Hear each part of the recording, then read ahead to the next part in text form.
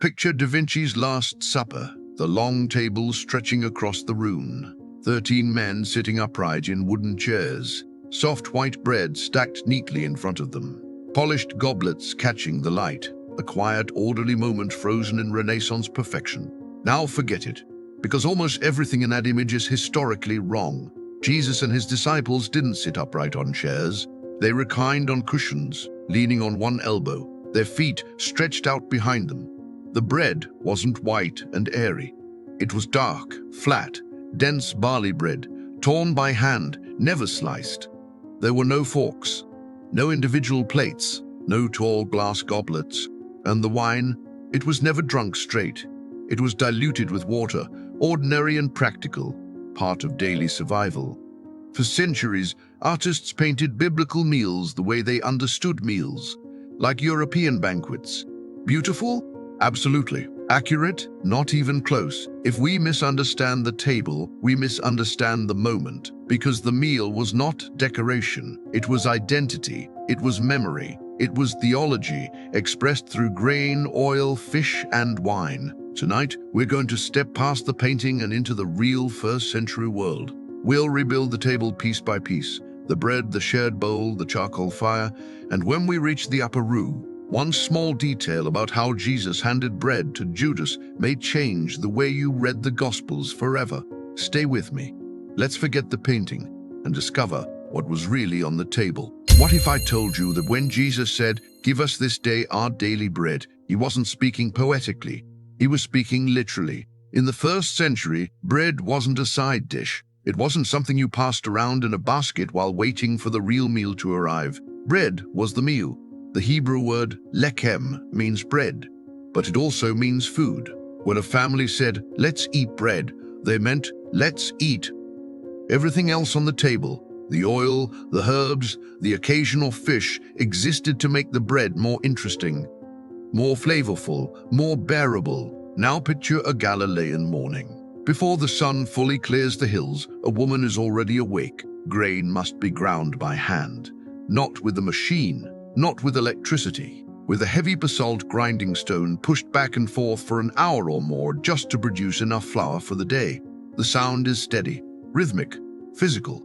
Daily bread required daily labor. When Jesus teaches his disciples to pray for daily bread in Matthew 6:11, that prayer carries weight. It's not about comfort, it's about survival. It's about tomorrow's strength, depending on today's provision. But not all bread was equal. In John chapter 6, during the feeding of the 5,000, the text specifies something most readers skip over. The loaves were barley, not wheat. Barley, that detail matters. Wheat was more desirable, lighter, softer, associated with wealth and temple offerings. Barley was darker, denser, cheaper. It grew in harsher soil. It survived drought better. It was the bread of the poor. So when Jesus multiplies barley loaves, he is multiplying the bread of working people, the food of fishermen, farmers, day laborers. Imagine holding one of those loaves in your hands, flat and round, maybe 8 or 10 inches across, thick like rustic pita, dark brown with patches of char from the clay oven walls, slightly crisp on the outside, chewy and heavy inside. There were no knives on the table. You never cut bread. In the ancient Jewish world, cutting bread was considered almost violent, an attack on the very symbol of life. Instead, you broke it. You tore it apart with your hands. You felt its warmth. You shared the pieces. Breaking bread wasn't metaphor. It was muscle memory. And that detail changes how you see the Gospels. Every time Jesus breaks bread, at a hillside with thousands seated in the grass, at a table with tax collectors, at the Last Supper, he is performing an act everyone in the room understands. He is doing what fathers and mothers had done every evening for generations. Breaking bread meant provision. Breaking bread meant welcome. Breaking bread meant welcome. Breaking bread meant you belong here. And consider the setting where that bread was baked, a taboon oven, a clay dome heated with dried dung or brushwood. The fire burns down. The embers glow. The flattened dough is slapped directly onto the hot interior wall. Within minutes, it bubbles and chars.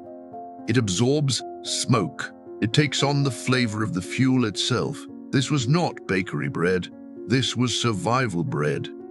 It also means something else, because if bread required this much work, grinding, kneading, baking, then wasting it would have been unthinkable. Dropping crumbs casually would have felt wrong. Sharing it carried moral weight. Now return to John 6 again. After feeding the 5,000, Jesus says, "I am the bread of life." To modern ears, that sounds symbolic. To a crowd who had just eaten dense barley loaves after a day of hunger, it sounded immediate, physical, concrete. Bread was what kept you alive. Bread was what you prayed for. Bread was what you depended on every single day. And when Jesus lifts bread later in the upper room and says, "This is my body," no one in that room imagines something delicate or decorative. They are looking at something dark, dense, torn, shared, something that required labor, something that sustained life, something broken in their hands. If bread was the center of every ordinary meal, what happened when that ordinary act became something eternal? Before we step further into that room, we need to understand what gave that bread its flavor, what it was dipped into, and what it meant to share a single bowl. Because the bread was never eaten alone. What if the most controversial thing about Jesus' dinner table wasn't what he said, but what he refused to eat? In the first century, food was not just fuel, it was a boundary, a declaration, a quiet but constant way of saying, "This is who we are." Jesus did not grow up in a marble courtyard or a Roman villa. He grew up in Nazareth, a small hillside village in Galilee. His earthly father is described as a tekton, a craftsman, not necessarily a carpenter in the modern sense, but a builder, a man who worked with wood, stone, tools, and calloused hands. This was not aristocratic life. When Jesus called his disciples, he didn't recruit philosophers from Athens or senators from Rome.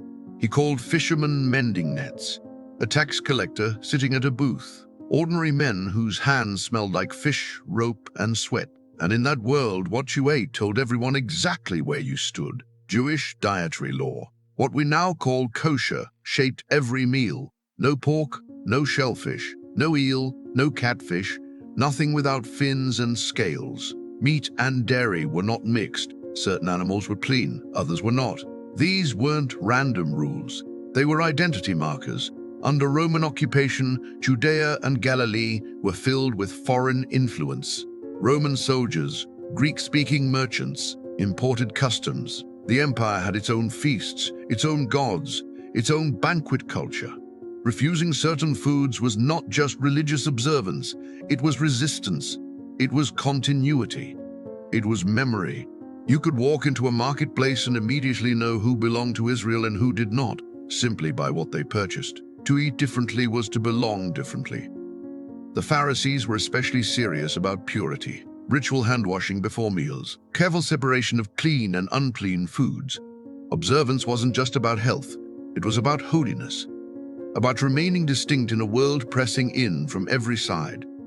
And here's what's striking. Jesus did not abolish these food laws during his earthly ministry. He lived within them. He attended Passover. He kept the festivals. He ate what observant Jews ate.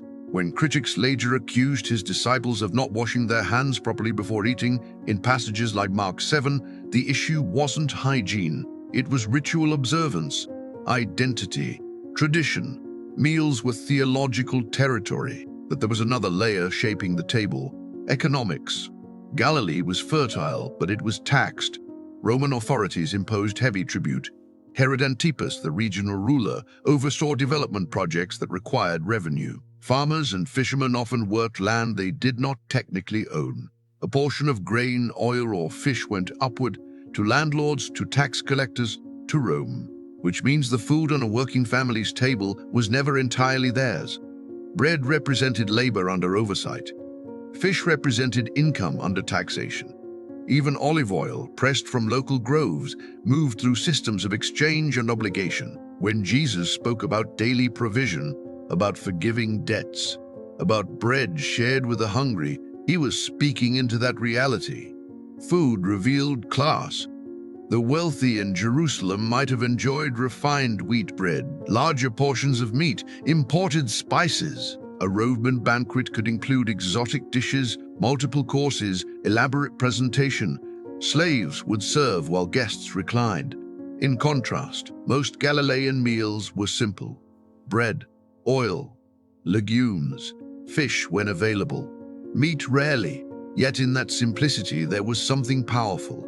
The table was not a performance. It was survival. It was community. It was covenant lived out in ordinary moments. And when Jesus sat down to eat, whether in a fisherman's home, in the house of a tax collector like Zacchaeus, or at the Passover table in Jerusalem, he was entering a world already charged with meaning. Every bite affirmed identity. Every shared bowl reinforced belonging. Every refusal to eat certain foods declared loyalty to a story older than Rome. So when we picture that final meal, we must remember, this was not a neutral setting. It was a distinctly Jewish table shaped by law, memory, occupation, and hope. And that raises a question. If food defined who you were, what happened when Jesus began redefining what the meal itself meant? Before we step back into that upper room, we need to look closer at the three elements that sustained nearly every household in the Mediterranean world: grain, oil, and wine. Because those simple ingredients carried more weight than we often realize. What if the most important items on Jesus' table were not the lamb, not the fish, but two liquids poured quietly into clay: oil and wine? In the ancient Mediterranean world, three elements formed the foundation of daily life: grain, olive oil, and wine. Historians often call it the Mediterranean triad. Together, they provided the majority of daily calories for ordinary people. Remove one, and the system begins to wobble. Remove two, and survival becomes fragile. We've already stepped into the world of bread. But bread alone is dry, dense, heavy. It needed oil. Picture a shallow ceramic bowl at the center of a low table. Inside, golden green olive oil catches the lamplight. Perhaps a splash of vinegar, maybe crushed herbs. One piece of torn bread at a time, hands reach in and dip. There were no individual plates, no personal portions. The bowl was shared. Olive oil was more than a flavor enhancer. It was the only reliable cooking fat. Butter spoiled quickly in the heat. Animal fat was limited. Olive oil was stable, durable, abundant in Galilee and Judea. But it did more than feed people. It fueled lamps, turning darkness into light. It soothed wounds, functioning as medicine. It anointed kings and priests in sacred rituals. Psalm 23 speaks of God anointing the head with oil. Psalm 104:15 describes oil making the face shine and wine gladdening the heart. Oil was nourishment, beauty, and consecration in liquid form. A household without oil was a household in crisis. And that shared bowl at dinner carried social meaning. To dip from the same dish was to share trust, to share life, which makes one statement in the Gospels feel heavier than it first appears. He who dips his hand with me in the dish will betray me. That wasn't just identification, that was intimacy. Now shift your eyes to the cup. In Renaissance paintings, wine looks refined, tall glasses, rich crimson liquid, something ceremonial and elevated. In reality, first-century wine was ordinary. It was stored in clay jars, poured into simple fired cups. It was always diluted with water, often 1 part wine to 2 or 3 parts water. Undiluted wine was considered excessive, even barbaric in some Greco-Roman writings. Wine was safer than untreated water. Fermentation killed many harmful bacteria. It was daily hydration with a mild edge of alcohol. This was not indulgence, it was survival. And yet, wine carried symbolism far beyond hydration. At Passover, multiple cups structured the meal. Each cup marked a stage of remembrance. Freedom from slavery, deliverance, covenant. When Jesus lifted a cup and said, "This cup is the new covenant in my blood," the weight of that moment rested on centuries of memory.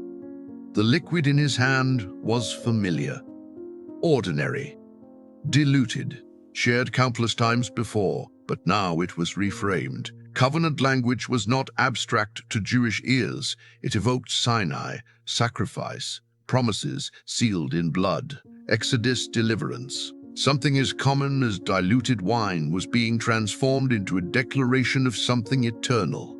That's the pattern emerging at this table.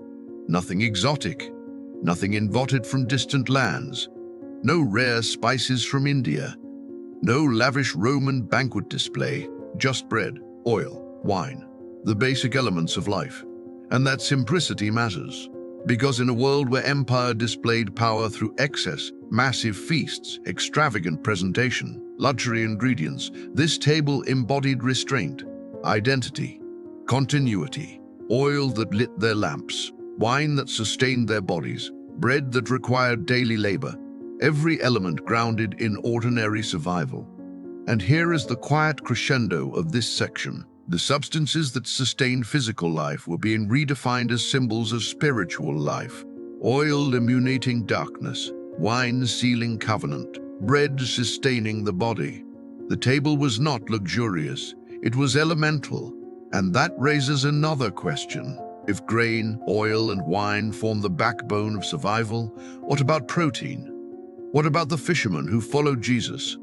What did daily life look like on the shores of Galilee, where nets were cast and taxes collected? To understand that table fully, we have to step onto the water. Because the lake fed more than bodies, it fed an entire economy. What if the most politically charged object on Jesus' table wasn't the bread, but the fish? Before sermons, before parables, before crowds gathered on hillsides, there were nets. Picture the shoreline of the Sea of Galilee just before dawn. The air is cool, the water barely moves. Boats sit low in the shallows. Men haul heavy nets hand over hand, muscles straining, rope cutting into skin. The smell of wet wood, lake water, and fish fills the air. 4 of Jesus' first disciples were not scholars. They were professional fishermen. Peter, Andrew, James, and John. Fishing wasn't a hobby. It was a business. It was income. It was inheritance.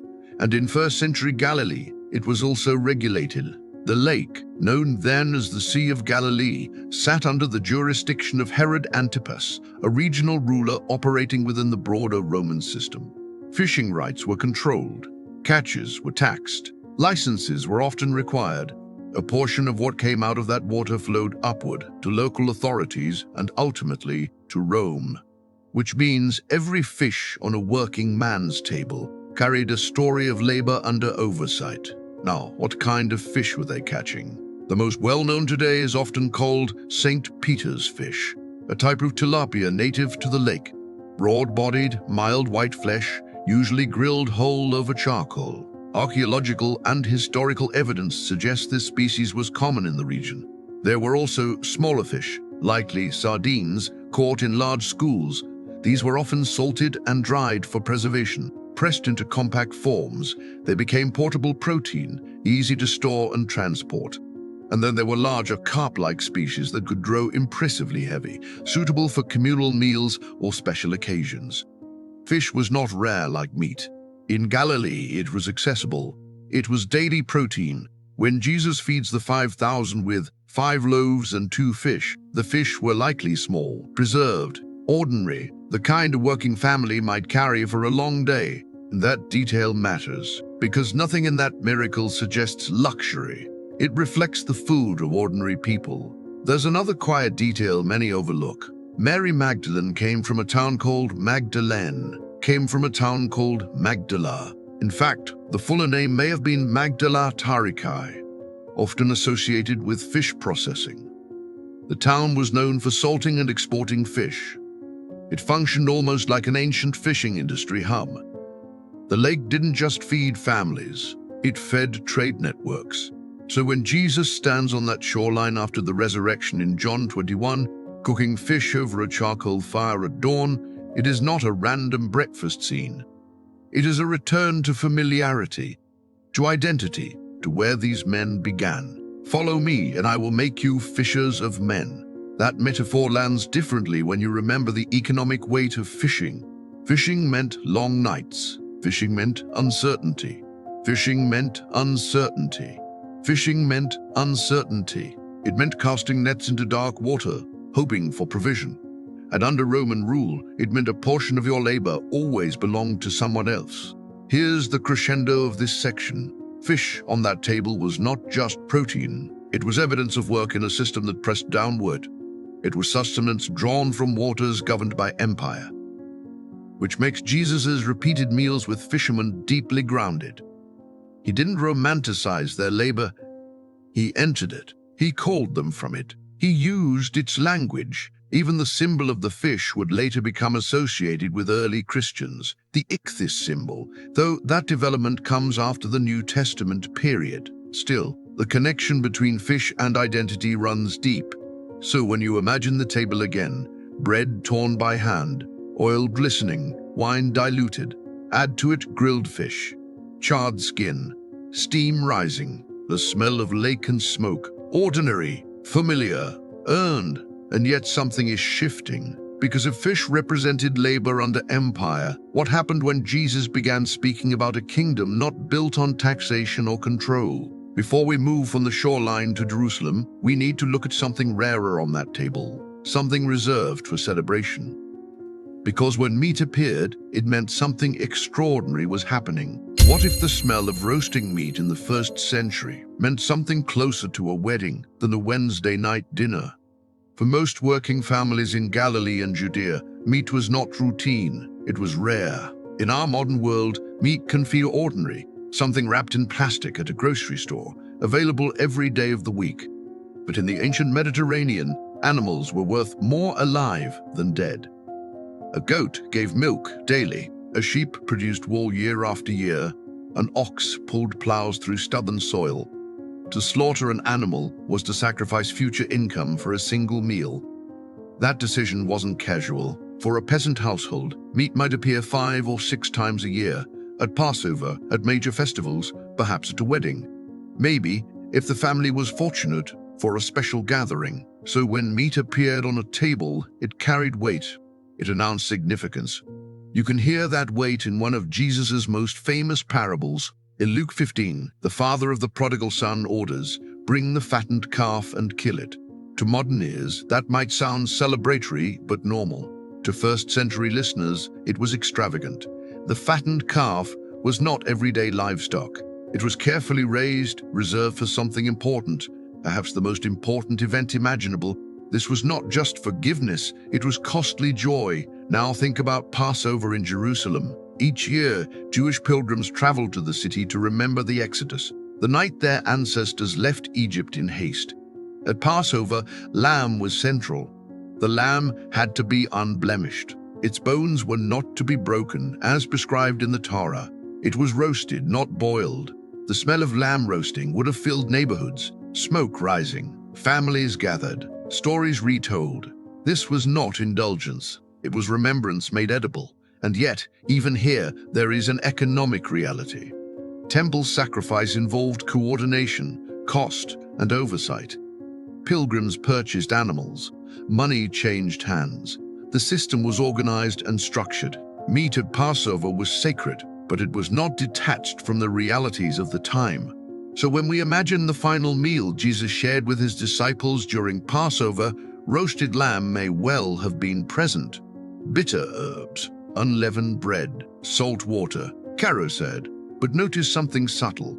The Gospels do not center the lamb in their description of that night.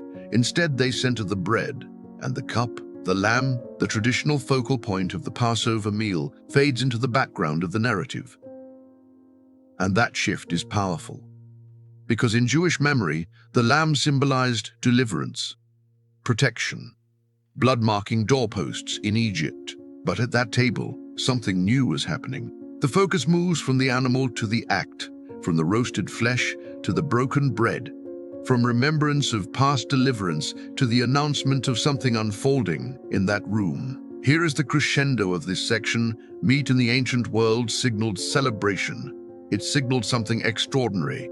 And yet, at the most significant meal in Christian history, the emphasis quietly moves away from the rare and toward the ordinary. Bread, wine, shared presence. The extraordinary enters through the everyday. And that tells us something about the character of this table. It was not defined by excess, not by abundance of rare foods, not by display. It was defined by meaning. Now imagine the room again. Low table, flickering lamps, the scent of roasted lamb possibly lingering in the air. But the moment pivots not around what was scarce, but around what was broken. If meat marked celebration, what did posture mark? What did it mean that they were not sitting upright like dignitaries, but reclining? Before we step fully into the upper room, we need to understand how they were positioned around that table, because the way they ate changes how we read what happened next. What if the most misunderstood detail of the Last Supper isn't what was on the table, but how they were positioned around it? There were no chairs, no long rectangular banquet tables stretching across the room, no disciples sitting upright in polite formation, hands folded neatly in front of them. Formal meals in the first-century Jewish world, especially during festivals like Passover, followed a custom shared across the Eastern Mediterranean. They reclined. Picture a low table arranged in a U-shape, cushions or low couches placed around it. Each person lying on his left side, propped up on his left elbow, his right hand free to reach for food, feet extended outward, away from the table behind him. This posture wasn't laziness, it was freedom. In Greco-Roman culture, slaves stood to serve. Free men reclined to eat. Reclining signaled dignity.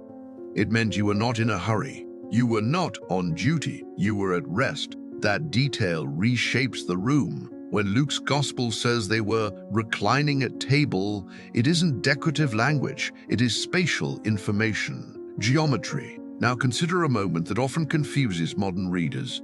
In John 13, during the Last Supper, we're told that the disciple whom Jesus loved was reclining close to him, so close that he could lean back against Jesus' chest to ask a question quietly.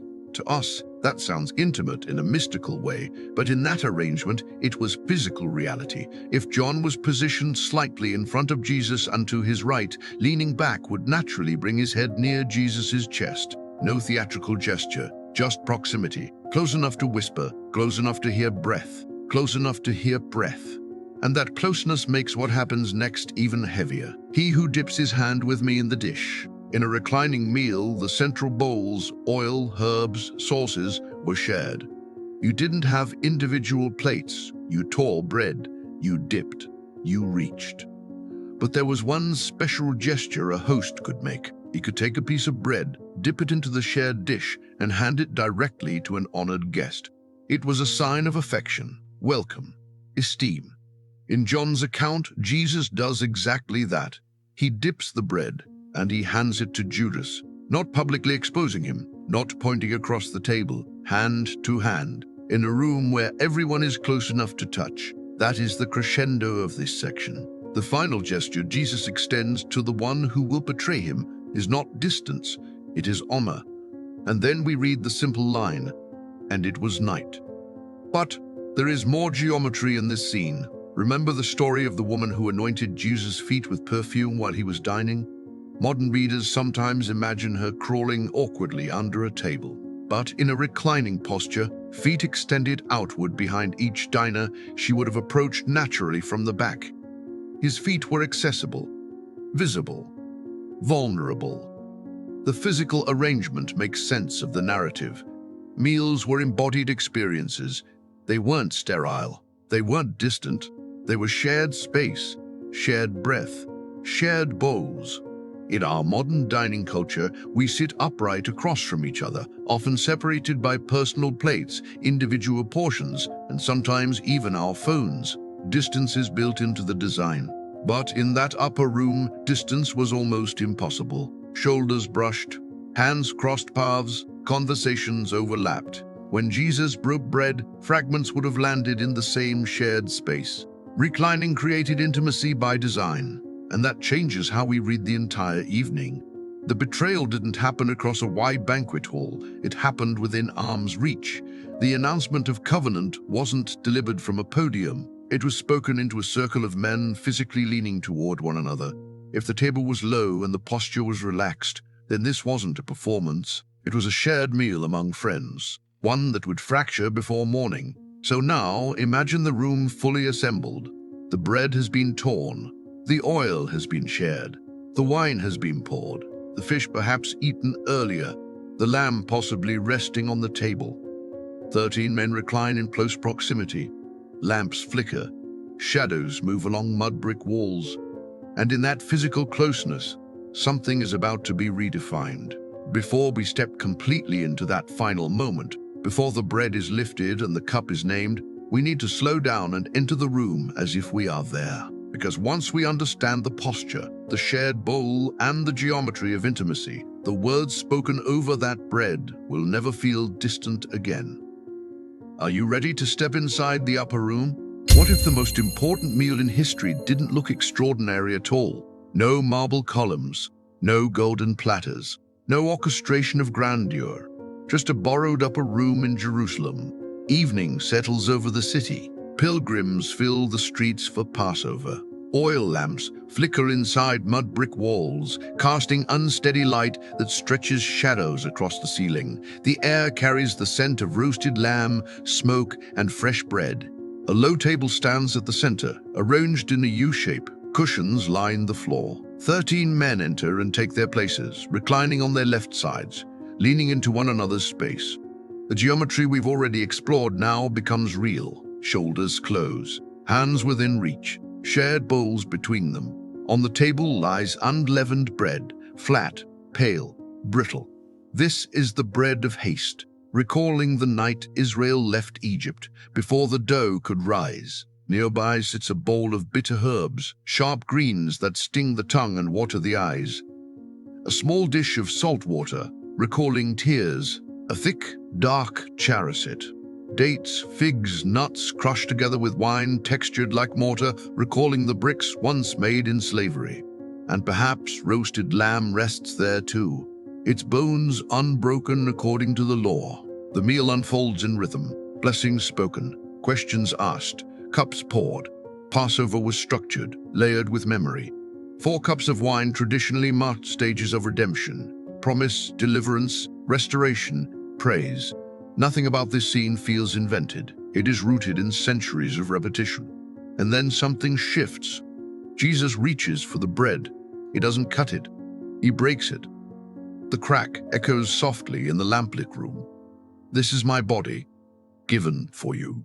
The words land in familiar space but with unfamiliar meaning. The bread they have eaten since childhood, the bread of daily survival, the bread of Exodus memory, is being reframed. He reaches for the cup, simple clay, diluted red wine. This cup is the new covenant in my blood.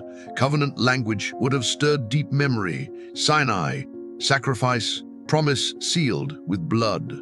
But now the focus moves from past deliverance to something imminent, something embodied. The extraordinary is not arriving through spectacle, it is emerging through the ordinary. Bread, wine, shared presence.